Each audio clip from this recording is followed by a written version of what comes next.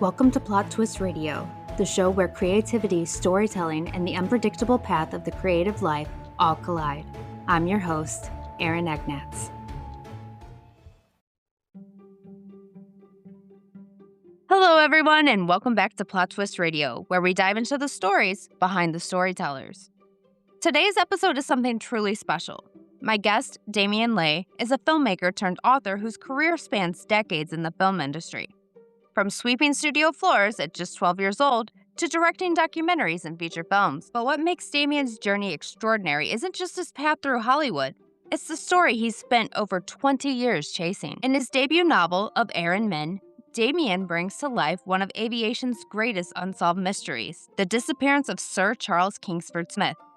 Blending historical fact with deeply human storytelling, this isn't just a story about a crash. It's about a legacy, loss, and the relentless pursuit of truth. In this conversation, we explore the differences between screenwriting and novel writing, the emotional weight of telling real stories, and what it means to dedicate decades of your life to solving a mystery that still echoes throughout history. So whether you're a lover of film, history, or powerful storytelling, you're going to want to stay with us for this one.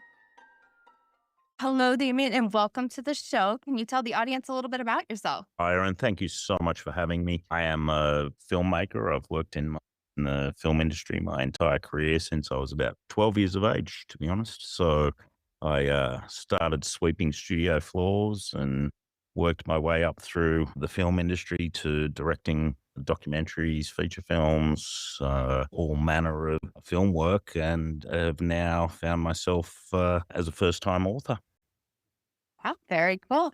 So I have to say, I am so interested in filmmaking. I don't know anything about it, but I am so amazed by it because it's such a different kind of writing. What is the writing as a filmmaker like, as like a screenwriter versus writing a novel? Is it similar? Is it different? It's two completely different worlds, probably two completely different universes. So, screenwriting is a very challenging process. And by that, I mean, you're very confined to a certain amount of pages. Your typical screenplay is 95 to 110 pages, 125 if you're really pushing it, but then you're looking at like an epic type film. Whereas novel writing is endless. So it's an open time frame. You're not constrained by page numbers or word counts and things like that. So they're two very, very different ways of writing. And this book took 3 years to write. And I think the largest portion of that 3 years to write this novel was learning how to write in novel format. And it was a really amazing experience. And I can't honestly sit here and tell you which one's worse, because I genuinely think that they're both very, very difficult processes in their own individual right. And now, having written a novel, I'd probably say screenwriting's a lot easier, but then you go and write another screenplay and you go, nah, actually novel writing's a lot. So, but the reality is they are both very, very difficult and challenging and different, so different. And so it was hard for me as a screenwriter to unlock my brain from that screenwriting process and try and step into the novel writing world. Interestingly, the feedback that I get from the book is people still kind of say that the novel reads like a film. And so I don't think I've completely shaken off my writing style, even though I've jumped into novels, but it is my style. So, I'm very happy with it. It was a struggle, but I'm pretty proud of what I've done. Absolutely. And you should be, for sure. So I've noticed that you tend to like history. You do documentaries and whatnot. What draws you to that? History and art, both of those have been such a big part of my life from the earliest days that I can remember. Both my parents were commercial artists, or what you would call a graphic artist these days, or a designer now, I guess. So I grew up in a very artistic environment. So from my earliest days, everything was about art and creating artistically.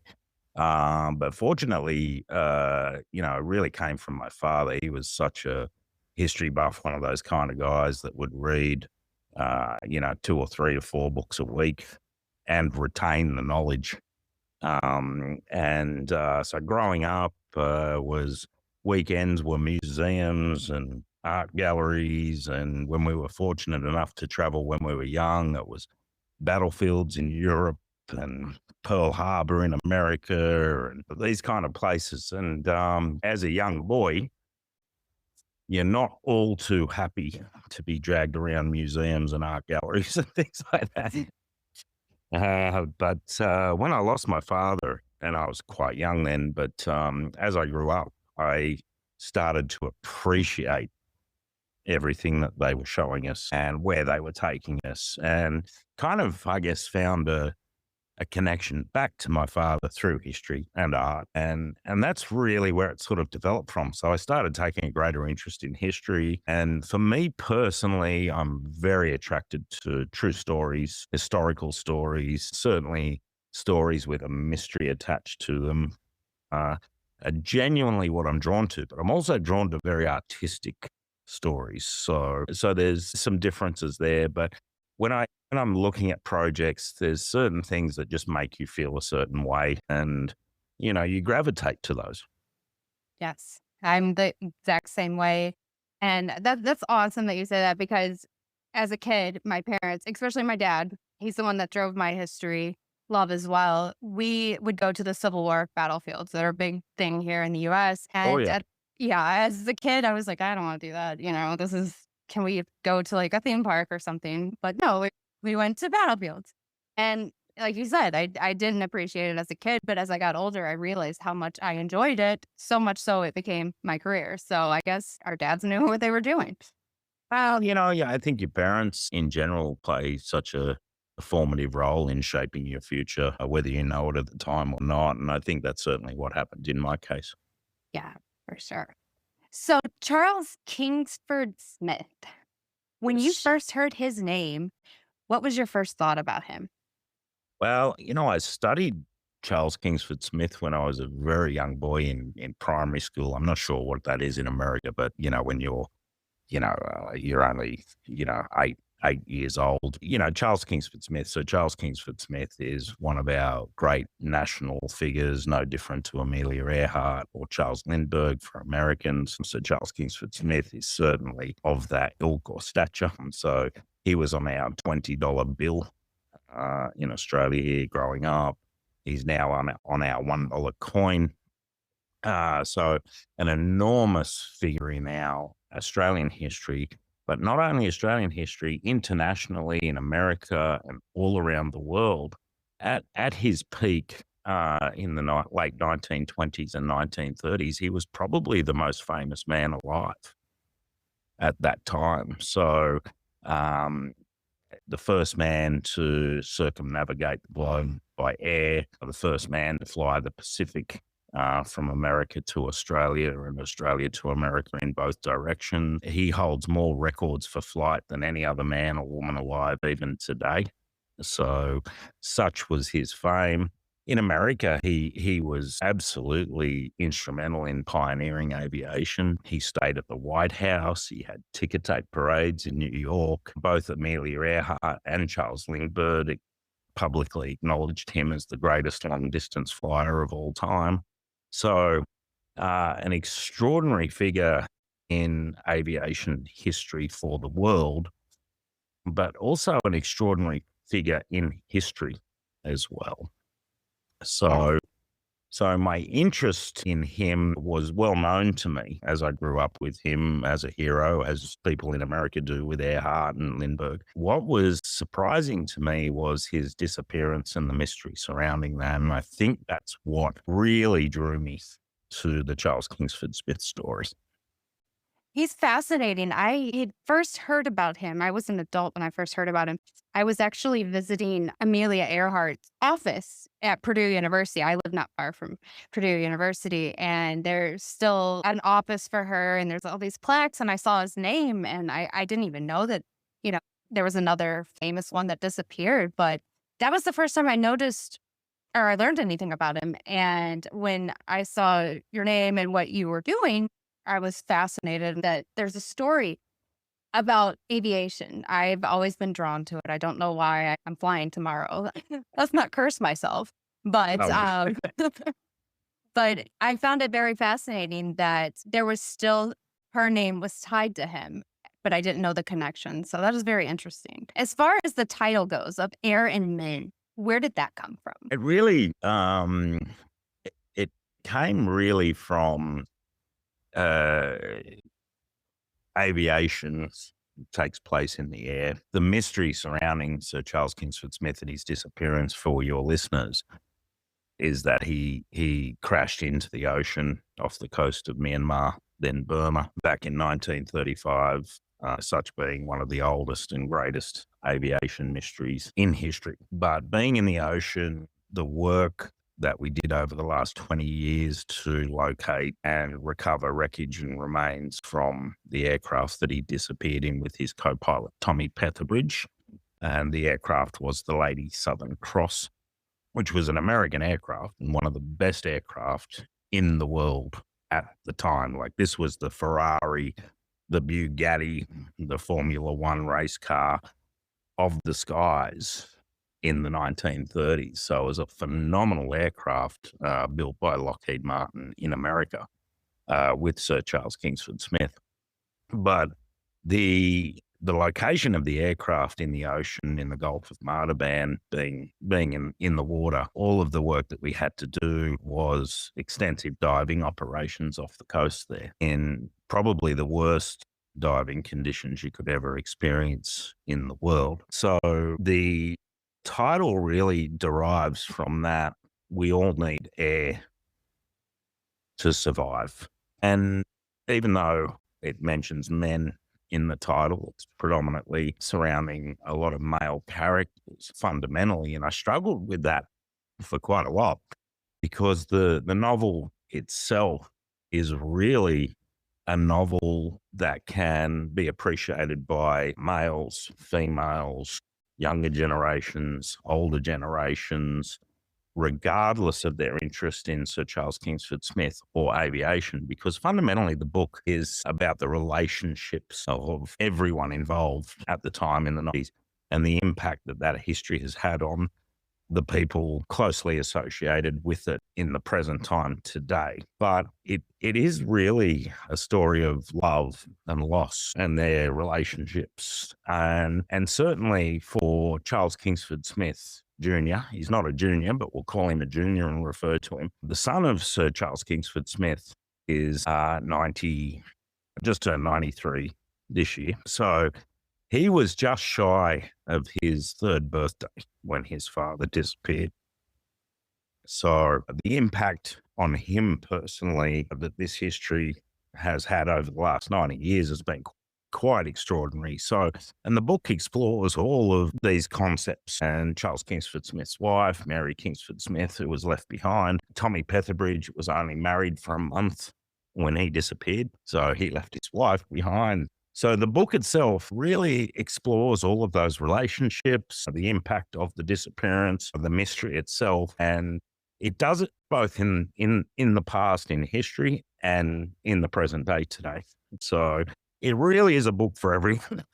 So, and you could look at it as an adventure story, the solving of a mystery, but also how all of these relationships were impacted. So it really is a book for everyone. And I'm quite proud about that. As far as the writing goes, how did you balance historical accuracy with a storytelling momentum to keep it going? So I've worked on the project for 20 years. So I started the project in 2005 and all of our expeditionary work to solve the mystery and try and uncover what happened to these men and write that unwritten chapter in their story. Through that process, the amount of research and the volume of research that you go through in order to write this story and put that together is really exhausting.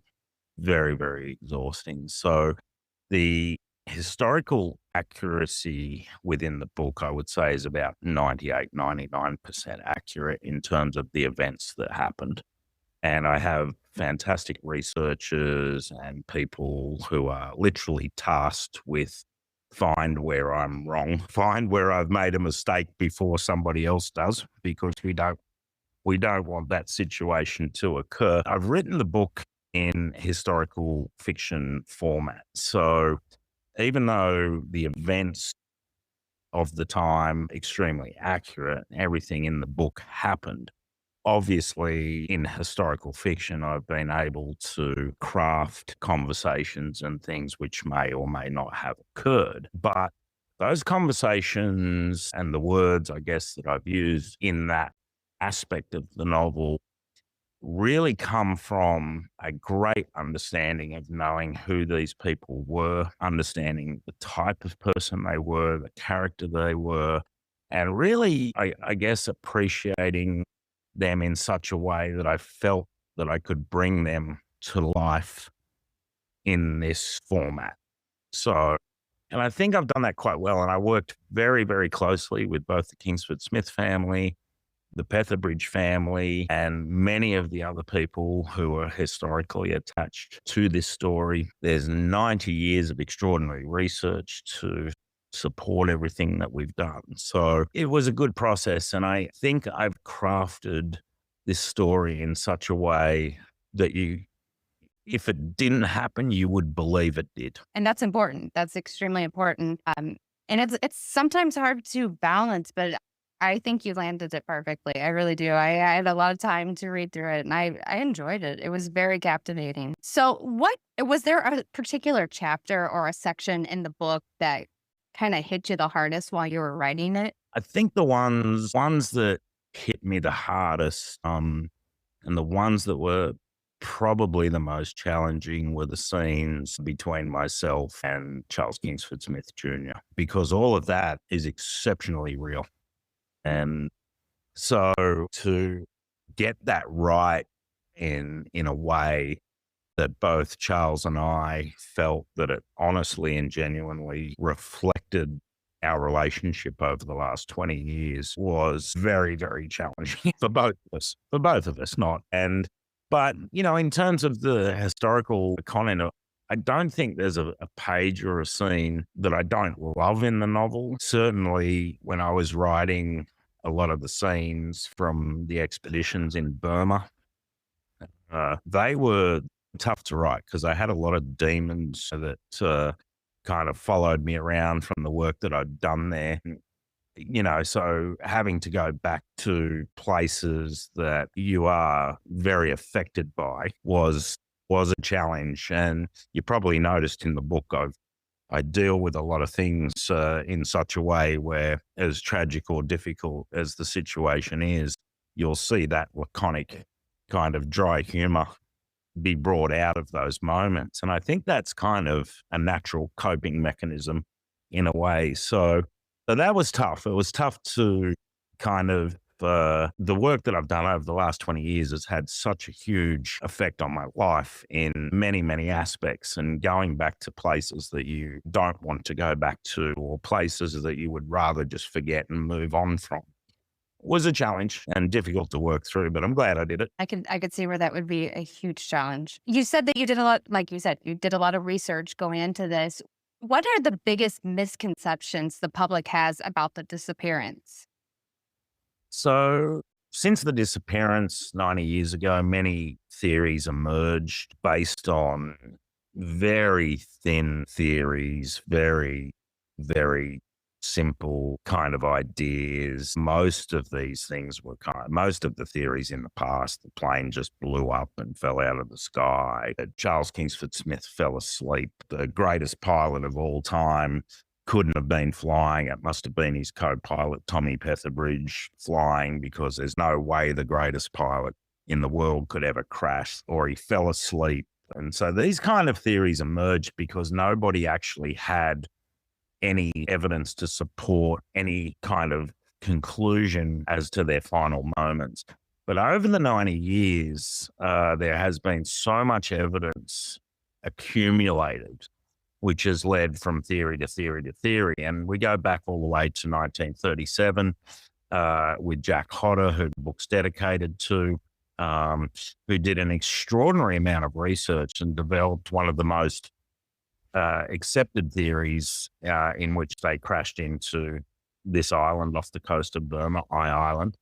And then that went on to Ted Wickstead, who the book is also dedicated to, who spent 50 years researching the disappearance of Sir Charles Kingsford Smith. And his work as an historian is phenomenal, absolutely phenomenal. And so from both Jack Cotter and Ted Wickstead, the theory that they'd crashed in a particular location developed. And then Jack did 3 expeditions to this location and recovered material from the aircraft. Ted Wickstead did 3 expeditions to the island in the 1980s and put on top of Jack's work an enormous amount of detail and historical evidence which supported this theory. And then when Ted passed away in 2001, I picked up on his work in 2005 and continued both Jack's work and Ted's work and followed on from them. And then over the last 20 years, we've been able to bring this story to a conclusion by not only locating the aircraft, but recovering an enormous amount of material from the aircraft. But in that time, so it was 18 expeditions to Burma over that 20-year period. And just for your listeners, when I started the project in 2005, it took me 4.5 years to get permission to conduct the first expedition to Burma. Burma was completely closed off to the rest of the world back then. They had up the bamboo curtain, as they call it, and certainly for foreign media outlets, no one was permitted into the country. So I was the only foreign media outlet permitted into Myanmar for the first expedition, which we did in 2009. But the evidence through this story, and I guess you could say Jack was looking for his friends. He knew both Tommy and Charles Kingsford Smith. He was an extraordinary pilot himself, aeronautical engineer himself. He'd worked on the aircraft, the Lady Southern Cross. And he literally took up a position at a tin mining company in Burma in the hope that he could spend his off time searching for his friends who had disappeared. Ted Wickstead, I think one of probably Australia's greatest aviation historians, was looking for the history, and that was his motivation continuing on. I think when I picked up on it as a filmmaker and a creative, I was really looking for their story. And so the volume of evidence that we've been able to accumulate over that 90 years through Jack, Ted, and myself is really quite phenomenal. Really phenomenal. And then to be able to kind of piece together as best we can based on the evidence that's been collected and write this final chapter in this story has been an extraordinary experience. I can imagine so. That sounds like quite the experience. So in a story like this, is the real mystery the crash itself or everything that surrounded it afterwards? It's the whole thing, and initially for me, there's a mystery there. Let's explore it. Let's go on an adventure to try and solve this story and see if we can locate this aircraft and figure out what happened. And that's where it begins. Over the 20 years working with the families and certainly working with Charles Kingsford Smith Jr., the project became, I think, a lot more personal. The story on one hand, but the opportunity and ability to bring closure to the families almost became more important than, I guess, the story itself. And I know that sounds kind of strange, but the driver went from one hand to the other during the course of the project. And I remember when I first met Charles Jr. He lives in the United States, and I went over and met him for the first time. The only promise that I ever made to him is that I wouldn't give up. So, and even when we'd done all the work and we had everything else, we were still pushing forward harder to give more answers to the families and things like that. Yeah. So, it's not my whole life and whole existence. I do other projects and other work, but this one had a very, very personal and special meaning attached to it, which I think kept us going over that 20 years. Yeah, it sounds like it. That's an incredible story. It really is. And I know that he had to have been so thankful that you put all the time and effort into it. It had to mean a lot. Well, I believe so. But what was wonderful about this was that both Charles Jr. and the Petherbridge family and everybody involved were on this journey with us. So every expedition we did, they were there. We were working with them, telling them where we're up to, what part of the story we think we've solved, and so on. So they felt very included in this process. And I think that was instrumental in helping that closure process for them because they were so involved. And, and over time they become your investigators as well. And they challenge your findings and things like that. So it was a beautiful process to have everybody feel included in what we were doing, even though a lot of it was happening outside of, the world that they live in. So, do you have any projects on the horizon? I've just started my next novel, which is called Dagon. Which is an amazing story, another mystery, and it's tied into the Kingsford Smith story. So over the 18 years when I was doing this work in Myanmar, the Myanmar government, obviously, we got to a point where they were not wanting to kind of approve any more expeditions because we weren't getting the results fast enough. It was a very challenging project, and they were starting to say, well, maybe this one's the last one. So part of the history of Burma or Myanmar is that in the 18th century, the biggest ringing bell in the world was cast by the then King of Burma, King Dumaziti. And this bell, ringing bell, church bell, is 30-ton, almost over 30 feet high, 20 feet across. It's the biggest ringing bell in the world, cast in the 14th century.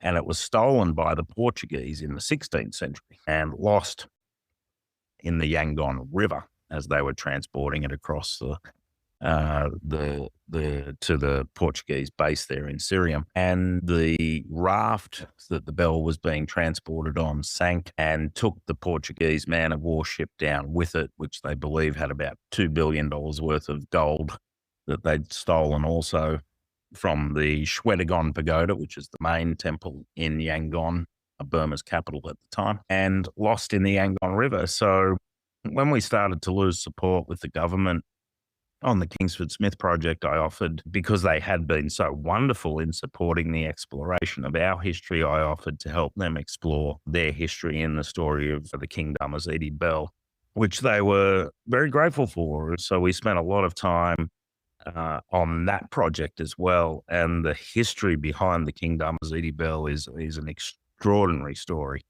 So I've actually started my next novel on that, which is called Dagon. Dagon is the ancient name for Yangon, the capital of Burma at the times. And that was an extraordinary, and we believe we found both the bell and the ship that was transporting it. But due to political concerns and issues and things like that, we haven't been able to progress that project much further. But it's not something that we're going to stop. But the story itself is amazing. I'm excited to kind of work on that one, step away from the Kingsford Smith story for a moment in a way. But there's a lot more to tell. So yeah, it's going to be quite fascinating. So a lot more writing. I'll probably get back into film this year as well. And so I've got some film projects that I want to get through, and yeah, so I don't know. I'm not sure. We'll work it out as we go, Erin. Absolutely. That sounds really interesting. I've never heard of the bell before. That's really interesting. My historian brain just like perked up really there. Oh, yeah, you check it out, King Dumaziti. It's an extraordinary story. The theft of the bell by the Portuguese. So Burma was under their control at that time, but the theft of the bell caused the Myanmar people to rise up, foreign ruling country at that time. So it's a big epic war battle. A bit like Braveheart meets I don't know. It's a tricky one. It's such a unique story, but it's a beautiful story. A lot of romance again, a lot of brutality, a lot of war. Very, very steeped in mysticism and religion as well. So, the bell itself is protected by the Nat spirits, which are a kind of an evil spirit in Myanmar. So anyone that touches the bell will die if they touch it. So these are some of the issues that we've had in the actual expeditionary work that we do because I'm not allowed to touch the bell. And then one of the other myths surrounding the bell is whoever recovers the bell will take control of Myanmar. So the people don't want the government to recover the bell, and the government don't want the people to recover the bell because whoever recovers it will gain the ultimate power over the country. And certainly that's why they don't want me touching it. Not that I would make a great king of Myanmar or anything. But these are all very genuine mythical religious beliefs that the people of Myanmar are exceptionally passionate about and believe in deeply. But it would be an amazing project to recover the bell and reinstate it to the Shwedagon Pagoda. The Shwedagon Pagoda is probably one of I don't know if you've ever seen it, Aaron, but it's like the eighth wonder of the world. It is a 480-foot high pagoda, which is all gold. It is most extraordinary things. Like you could put it on the level of the Taj Mahal, probably even more spectacular. It's phenomenal. And Myanmar, Yangon, the capital, is very, very dark at night. Then you have this extraordinary temple, which can be seen from anywhere, and lit up at night. It shoots a beam, 3,000-4,000 meters into the sky. It's just extraordinary. So it would be wonderful to reinstate the bell to the temple and recover that for the people. But we'll keep working on that one, and hopefully down the road, that's a project we can continue. That is And very hopefully- interesting. And hopefully the book might generate a bit more interest in around the world to actually do that, which would be fantastic because it is a beautiful story. Oh my God. It's just incredible. Yeah. Yeah. So we'll keep working on that one, Aaron, and keep writing away. That sounds good. I have a student actually this semester that's from there. So I'm going to have to reach out and be like, for extra credit, can you tell me more about them? From Myanmar? Yes. Yeah. Fantastic. That's beautiful. The Myanmar people, it's a very, very challenged country, especially at the moment with the war that's going on there. But the Burmese people, the Myanmar people, really the most beautiful people you can ever meet in your life. They have such an extraordinary attitude and happiness that is deep within them, and certainly through their religion. And the people of Myanmar are extraordinary. And one of the wonderful things and great opportunities that I've had through the work that I've done there is to give support to them and to the country. So I don't know. I kind of look at Myanmar, a large part of my life spent there. It's almost a second home to me. So, and I've got a lot of wonderful friends and deeply connected to Burma and Myanmar. So it's fantastic. You're gonna love. They're gonna know who King Dharmaziti is. Don't. I'm looking forward to it. I'll have to send it your way because now my curiosity is piqued, and I look forward to your project. Yeah. Oh, and you'll love the story. It's brilliant. So Yeah, for sure, absolutely. So where can the audience find you? Facebook, Instagram, YouTube, various bits and pieces. But if you just Google Damien Lay, DAMIEN LAY, you'll find all the dirt on me there. But Of Aaron Man, the novel, is available through booksellers everywhere worldwide, Amazon, of course, and ask for it by name in bookstores if they don't have it. And every bookseller worldwide. So check it out. I'll give your audience a money back guarantee. If they don't like it, they can email me, and I'm confident that they will love the stories. Absolutely. I am too. It's a good one. It is. Yeah. It's a very good one. So thank you so much. This has been absolutely fascinating. It's been wonderful, Aaron, to talk to you, and thank you to all your listeners for hanging in there with me. Yes, absolutely. You're fascinating for sure. What an incredible conversation. A huge thank you to Damien Lay for joining me today and sharing not just his work, but the passion, persistence, and personal connection behind it. Stories like this remind us that history isn't just something we study, it's something that lives on through the people who refuse to let it be forgotten. If today's episode sparked your curiosity, be sure to check out Damien's novel, Of Air and Men, available worldwide wherever books are sold. Trust me, if you love mystery, history, and stories that stay with you long after the final page, this one is worth your time. And as always, if you enjoyed this episode of Plot Twist Radio, don't forget to follow, rate, and share it with someone who loves a great story as much as you do. Until next time, keep chasing the stories that won't let you go.